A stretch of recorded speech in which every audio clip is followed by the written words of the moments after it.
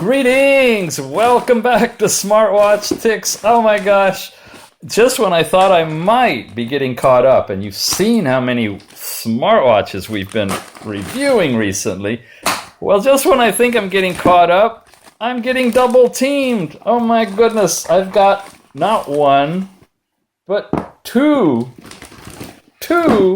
things in this box. Oh, we got to review them. Should I review this one? Or this one? This one? Okay then, let's unbox this thing. What have we got? A made in China. All right. In a black box. I guess I need my scissors. We'll get inside of here and see what amazing product. Wow, all right. We've got a smartwatch. It's a square kind. We haven't seen many of those recently, have we? They're all gone to the big, round, mega screen size. Wow, this is heavy. It's solid metal. Heart rate monitor, charger on the back. I think this puppy's waterproof. What do you think? Look at that. You got to unscrew it with little Phillips screws to get into here. And I'm presuming that's the SIM card, not where your charger would go. The charger's right there. On this side, we've got two massive buttons and a camera. And we have a screen covering protector thing on it. Now, there's two things. You see, I'm taking this one off here, but there was another one underneath it. You're only supposed to take that off and leave that. Personally, I don't. I take the whole thing off. The glass is fine. I've never scratched one. So I'm not a fan of the plastic. It makes it sluggish when you move it and sticky. But to each their own. Anyway, I've taken it off now, so we're good to go with it. We've got one of those silicone kind of bands with antennas in it. It's not removable. You can tell, even though it looks like you could possibly pop it out. You can't. Guarantee that. This has definitely got some solid antennas in there. And in the box, we have an insert and some more stuff. We've got a screwdriver, presumably for letting us get into here to put our SIM card. And we have other stuff in a bag. That includes a cable leading up to and connected solidly into a charger. So we don't have the micro USB with a separate charging dock. The charging for this is a dock system that is integrated with the wire. So you're going to need to carry this wherever you go if you're going to need to charge it away from your standard location. It's got a little round circle that fits right in there. Oh yeah, it snaps in really solid. It's not going anywhere. And that's the charging system. It looks like there's a little bag in here. With a whole bunch of more screws. Two different sizes. Look at that. Big ones and tiny ones. Oh, what are we expected to do? All right, there's screws on the back here. But why would I get in there? It's waterproof, right? There's probably a seal. And there's screws here. But anyway, they've given us extra screws. Maybe the manual talks about it. Let's get the manual out. Smartwatch. Oh, it's a big manual. Beginning to end. Okay. This side looks Chinese and this side looks English. So let's walk across, I guess. Smartwatch, it says. Here's what the buttons and stuff are. An on-off key and a home key. Yep, it's a micro SIM, goes in there. My guess is a nano SIM size. We'll see what that is. It has a T card. Okay, so when you open up the back, perhaps you can get inside and put in a extra memory card. Here's what some of the displays look like. Yes. You can show pictures on it from the camera. Long press on the back area. Brings in the home screen, so forth. Okay. People. Contacts and stuff. Your heart rate monitoring. and the magnetic cable connection, and something you can write your own notes. And the rest is Chinese on that side, so that's the manual. So, what have we got? Let's take a look. This, coming from Gearbest, is the TenFifteen X9A Plus. Yay! I have had so many requests for this watch.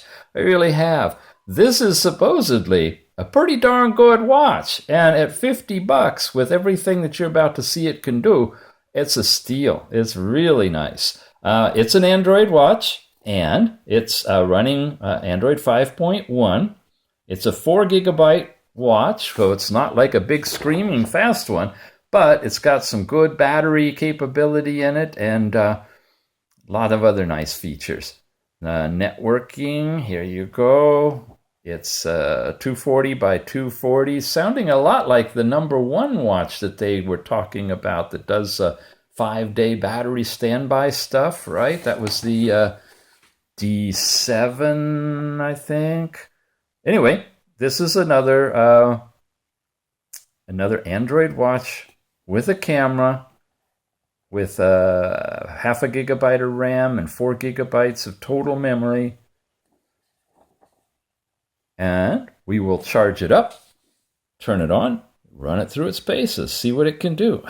That is a heavy watch. Wow. Amazing. All right, I'll be back in a bit. So let's turn this unit on and check it out. Starts out with a little Android logo, so it doesn't have a company logo installed that you'd normally see flashing on the screen.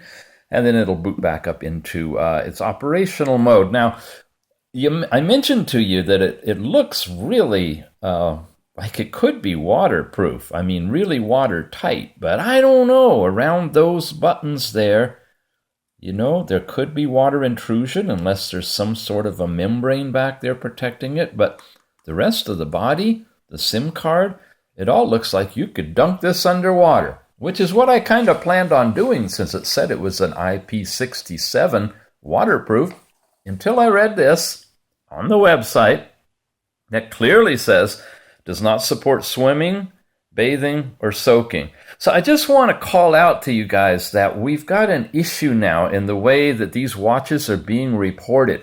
They're loosely using IP67 and IP68, which are supposedly meant that you can indeed dunk these in water. And they're throwing that out as a valid spec about the watches. But then they put the little caveat on there saying, yeah, but it's lifestyle or lifetime waterproof. So I'm not going to dunk this in water. I don't trust it, that it's totally waterproof, which is sad, because then we could really say, yes, this is another of the very few watches that are indeed waterproof in Android. The only other ones that so far have said it that sound like they are the original Z-Blaze Blitz and the brand new Zoe Top, oh, there's beeping at us, JM01. And I haven't dunked that yet in water either. So let's get into it. We have the watch here. When we slide down, you get this information, shows you your battery strength, your cellular connectivity, and it bounces right back. When you come here and you go left or right, well, you go to the apps. Do I want to uninstall it? No, sorry guys. I'm going to press that button and go back. We're still trying to show you how the watch works. This is a back button, but not all the way to the screen. It's a back button just to the apps. If I go to the left, nothing happens. Well, except if it is touched too long, it goes into the watch face display. Going up takes you in here. And I'm not sure what that 51, 52% were. Boy, it doesn't last long. But you can turn on airplane, Wi-Fi, Bluetooth, GPS, cellular data, and this looks like it's your mute for your volume. Oh, good. If we touch it, it stays longer. So we're going to leave volume on, and I do that, and it swirls that, and it says 34%. Maybe that's how much RAM is being used, is all I can guess. So those are your two information displays on this watch. You're already noticing, if you've seen our reviews before, that it's different than most of the Android operating system layout. All right, left didn't do anything. Right takes us into the apps. This button does not take us any further back. This one turns it off, and then you touch it to turn it back on again. In terms of watch faces, press and hold. They get the first one. Here's another one. There's not that many, so I'll walk through the watch faces with you quickly. And as far as installing third-party watch faces, haven't gone there yet. Don't know if it will work or not on this one. Notice it takes you back to the very first one each time. This is just the first look, and we're gonna just parade through what's on. Wow, that's isn't that different than what it looked like in the thumbnail? That's the thumbnail. All right, there's a mismatch there. And then there's digitals. We have this kind of a digital, and one more, I believe. And that one. And that's all of them. This is kind of that flipping card one. I'll leave it there in case we happen to see it actually change. It doesn't show the seconds.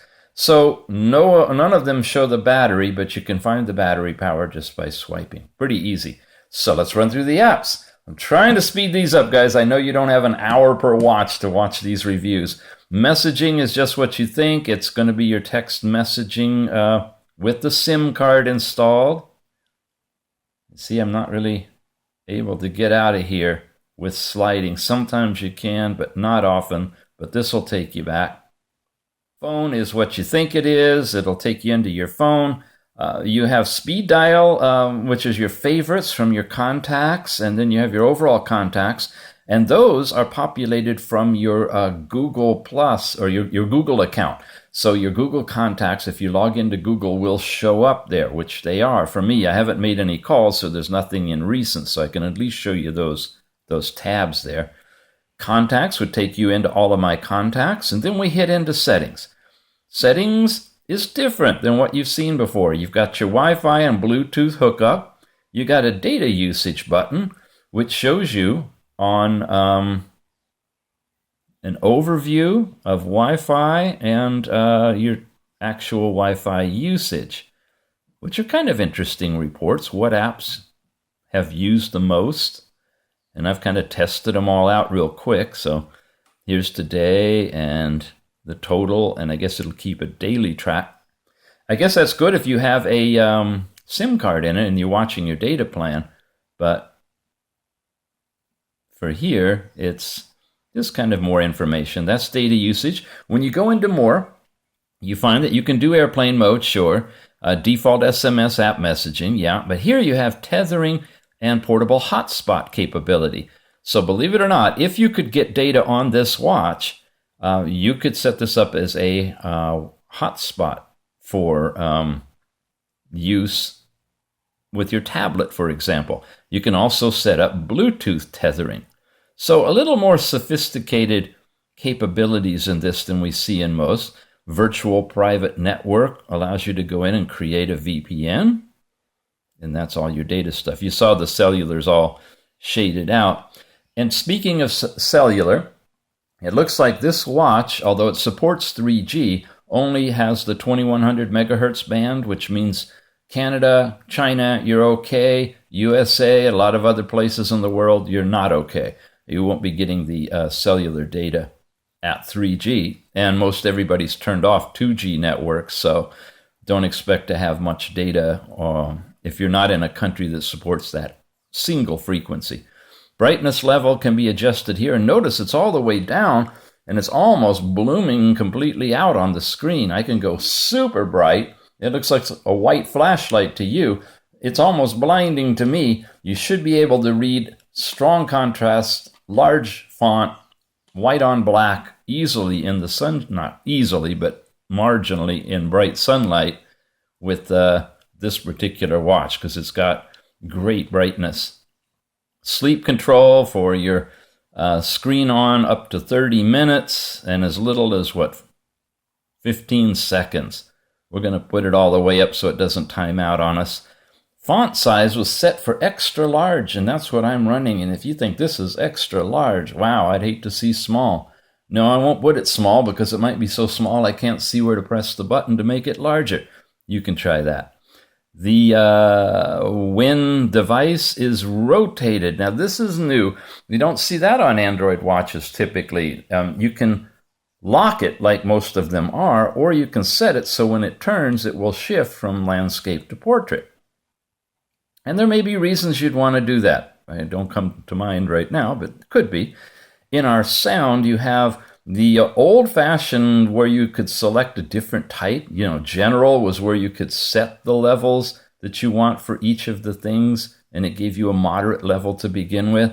But you could go into silent, meeting mode, or outdoor, which is the loudest, and that's what I always have my things set on if I want sound. I either go silent or full on. Seems to be right for a watch. Storage, here's where we get into what's being used in the watch. And it's in your standard Android layout. Total space after you take out the operating system is about 2.2 gigabytes. You take out other stuff, you got about 1.2 gigabytes left to fill up with apps and pictures and audio and stuff. But this SD card is shaded out, and if I take the back of this thing off, which we'll do in a minute, we'll show you where you can put a microSD or TF card and expand your memory with external memory. That's a great feature, and not too many Android watches have that. Our battery is a report on the battery level and what's using the most power. Phone idle is using the most because it's just been sitting around charged but getting ready for this report, and a few other things. Apps, of course, are your apps that are downloaded, running, and all. Now, you'll notice that I have a bunch of apps in here under downloaded, and these are your stock apps that came with the watch. Well, one of the things I've already done after getting on Wi-Fi and connecting into the Google Play Store is I went through and made sure they were all updated. When they're updated, they are replacing the stock ones, and so they show up as if they're downloaded apps, if that makes sense. There were no downloaded apps here to begin with because they were stock apps, and it doesn't recognize them that way. But here they are now. And of course, every one of them you have the standard capability of going in this version of Android and the way it's set up and doing things like clearing the cache or clearing the data, which is really nice. You can do that or force stop them. And because it was a stock app, you can uninstall updates and go back to the default. A lot of these are system ones, though. You don't want to mess with Google Play services or the text-to-speech engine, things like that, Android System Web View. I wouldn't mess with those. But when you install your own personal apps, you can mess around with them here in settings. You have location. This is where you can turn on our GPS. We may as well do that. And shows you what's been using it. It's high accuracy mode. Oh, we're going to agree. Okay, so now GPS is active. You have security, and it's got an advanced aspect of security. You can have it show your passwords when you enter them if you want. You can control the device administrators that you give permissions to. It's more like a full Android phone than it is a watch, actually, in its implementation of Android here on the watch. So if you're familiar with this stuff on your phone, then you've got it here on the watch. What we have not seen is a lot of this is typically stripped out and not part of what you can do on a watch. So it's kind of nice to see a more robust version on the watch. And sorry that it's like so white and so bright we can't really hardly see it. It's down at its lowest setting right now. Accounts, I have my Google account. You can, of course, track all of your accounts just like on a phone. Language and input, English, you have all of these different languages available to you. Run through those quickly so you can see if this would work for you in your specific language. And you've got a spell checker and dictionary and all those kind of things. See, a little bit more robust stuff. I always like to play when we can get to it, the sound of the speaker. This is an example of speech synthesis in English. Took her a little while. Let's try that again. This is an example of speech synthesis in English. Where is the speaker on here anyway? You know, it's so sealed, I'm not sure. This is an example of speech synthesis in English. Sounds like it's coming from right down in here. All right, not too bad. Not really, really loud, and it's up in outdoor mode, so it's as loud as it's going to get. But does pretty good. And a pointer speed. You see, it's a fallback to an old Android where we had a mouse, and you could control the speed of the mouse. Backup and reset, that's self-explanatory. You can restore the watch. Date and time. You can do the auto date and time. You can set the time zone to be automatic or not. You can do the AM, PM, or 24-hour. This is different. You can actually schedule power off and on time, so you can save battery overnight if you don't need the watch on and you're not near a charger. You can actually set it up to turn itself off and turn itself back on. That's kind of nice. Button to take it back. And accessibility. This usually isn't there, and we have to install third-party apps just to get access to it. One of the fun things to have is this magnification gestures. When you set it up and turn this on, it means if you triple tap, it'll zoom in, and now you got this extra large font. Okay, you can scroll it, but it's kind of locked like that. But if you triple tap and hold, on the last tap, you can actually move it back and forth. So that's cool. I really like doing that on a watch. You used to have to install something called Google Settings Search to be able to get to accessibility because it's hidden on most of the Android operating system. Printing is just for cloud printing. I've not used that, but supposedly you can set it up. Developer options is not there. I've installed it, and I'll tell you why and how. Go into About Phone. This gives you all the information about the phone, including its version. It's Android 5.1, and baseband, kernel, and build number. When you tap on build number a whole bunch of times, it will activate developer mode. Normally, you don't need to do that, especially on watches. However, got a little issue with this one, just to be clear with you. I haven't been able to connect the dock on here to the computer and get transfer of data. So I haven't been able to load on and test watch faces, for example.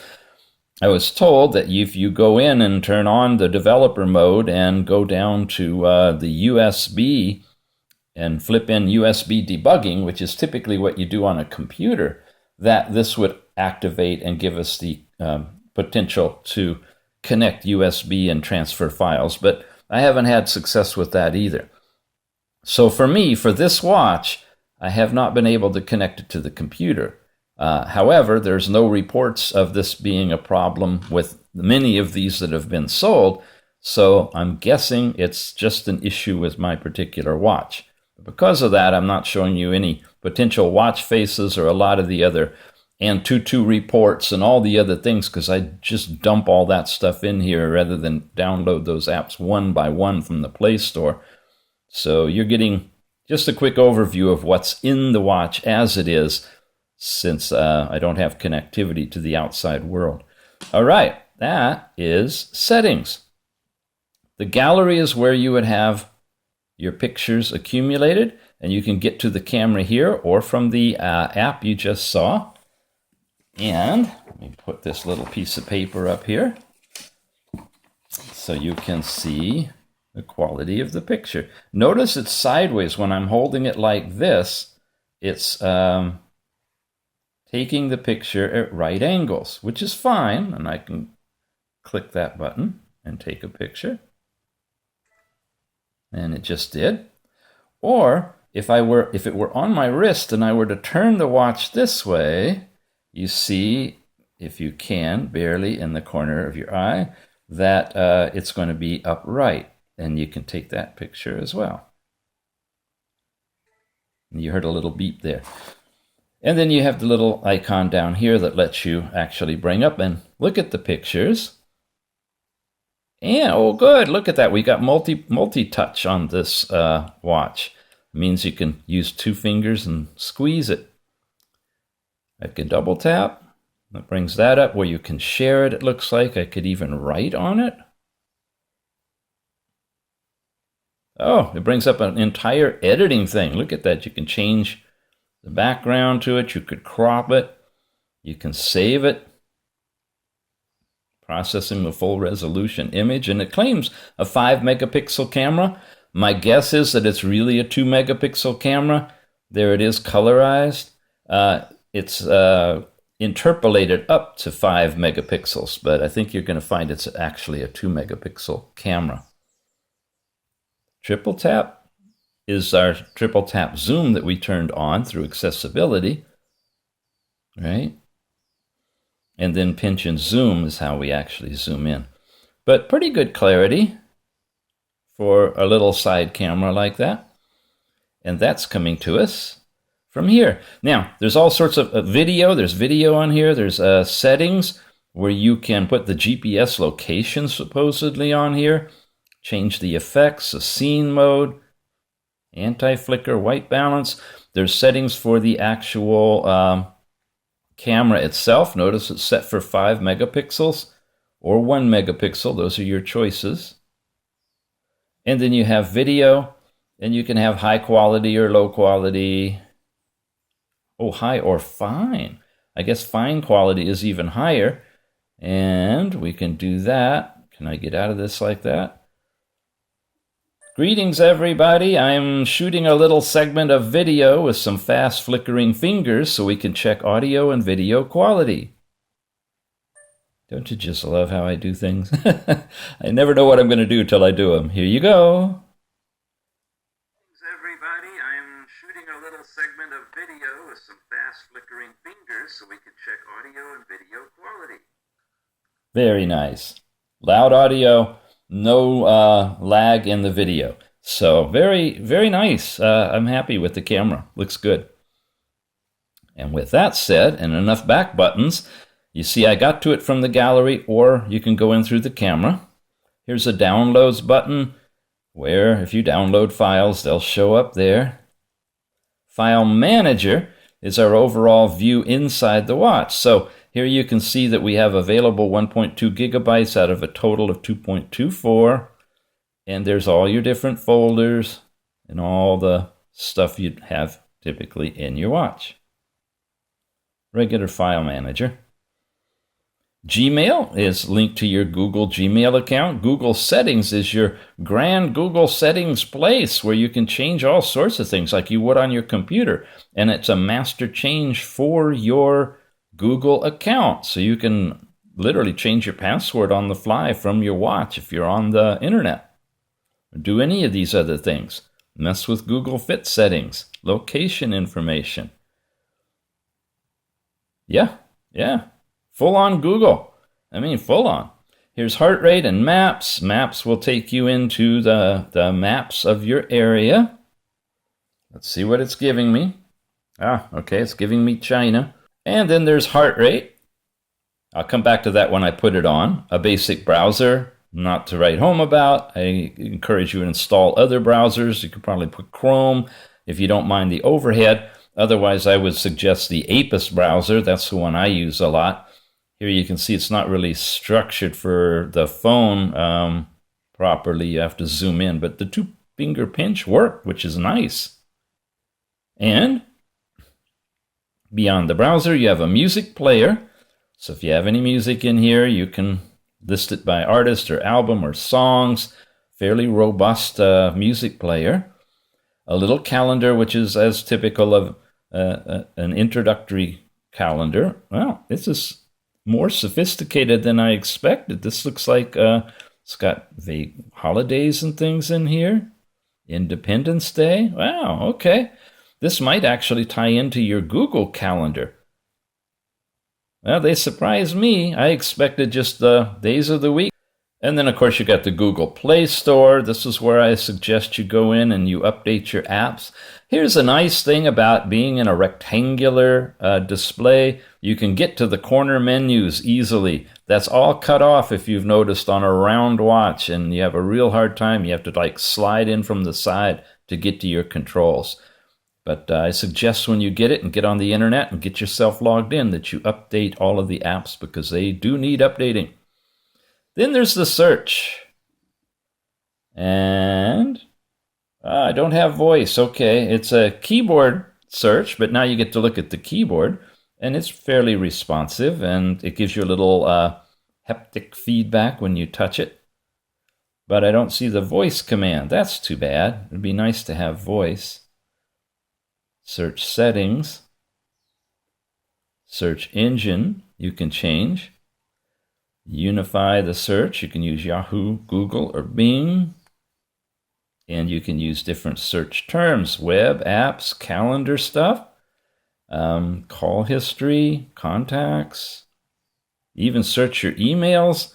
Wow, this is really robust. But there's no microphone. That's all right, I guess. You have to use the tiny keyboard. Then clock is your alarm clocks. So you can go in and set your alarms. Check your time, and I guess this lets you check world time? I'll be darned. Abu Dhabi. What's in Abu Dhabi right now?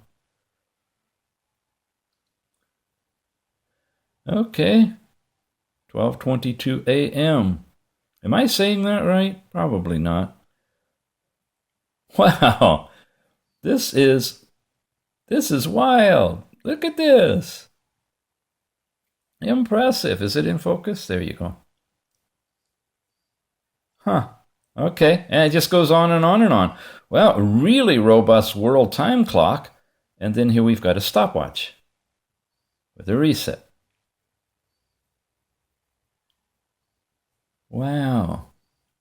All right. I'm impressed with that. World time. Oh, there were little dots down there. What does that say? Night mode. Oh. Uh-oh. Oh, wow, it's really dim, but it's there. You see that? Oh, I hope that didn't make me permanently. Okay. Big digits and night mode. All right, enough of that. And then our sound recorder. Well, you've heard it on the video. Let's hear it on the audio. Hey, everybody. We are looking at the TenFifteen X9A Plus 3G smartwatch phone. Play it. Hey everybody, we are looking at the TenFifteen X9A Plus 3G smartwatch phone. And you can listen to it ahead of time, decide if you want to save it or discard it right from there. And those are all of the installed apps here. So this is actually a really nice implementation of Android. It won't take you back. Remember, you have to turn it off, then turn it back on to get back to the time. SIM card would go in there for making phone calls.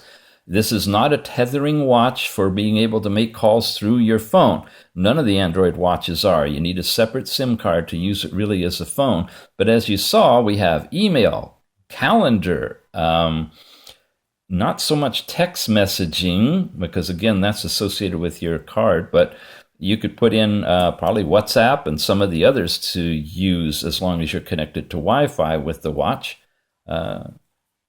Good watch overall, and it's available to you right now from Gearbest. And if you check the show notes down below the video, that means you got to be on a computer or a tablet probably, and you can get it from the phone. But look down below. We'll have the link to this page, and we'll also have discount coupons for you there. And you've been watching Smartwatch Tips, so there's a fast review as best I can with the X9A, the TenFifteen X9A. Okay, I need the camera and our flashlight. Here we go, flashlight.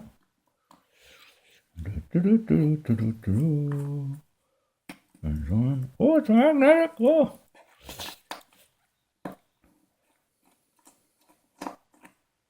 Two, three.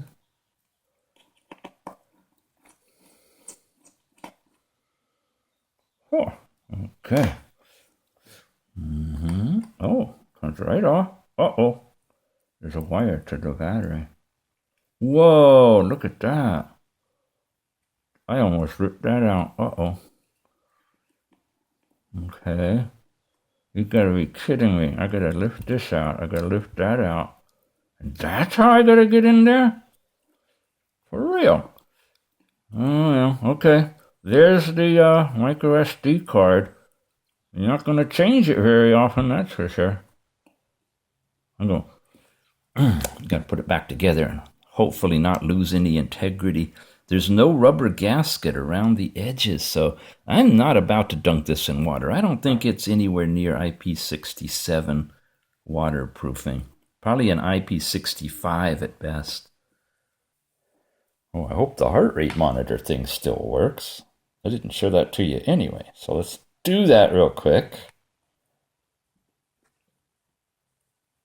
All right. Here's what it looks like on, by the way. Nice. Attractive, good size, and heart rate. Boom.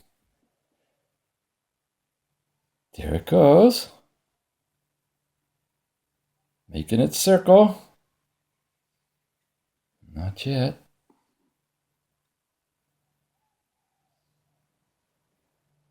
Okay. Is it working? Yeah, the green lights are flashing. See them? Guess I gotta hold still. Do I have to touch something? Nope. Just gotta wait. I wonder if I'm alive. There we go. So it looks like it's a real-time heart rate that's just going to continuously go. I don't see any menu options to change it anywhere. Reset to 0. Saw that when it didn't get a good reading. That tells me maybe it's more accurate than some of those that will give you a heart rate of a beer can. There's actually a video up on that somewhere. We'll try it one more time. But boy, I'm having to stay really still. Okay, 70, 75, 76. That's reasonable. Been walking around a little bit, but not too much. Okay, there's the heart rate. All right, gang. Thank you for watching. Second ending. We will see you again soon.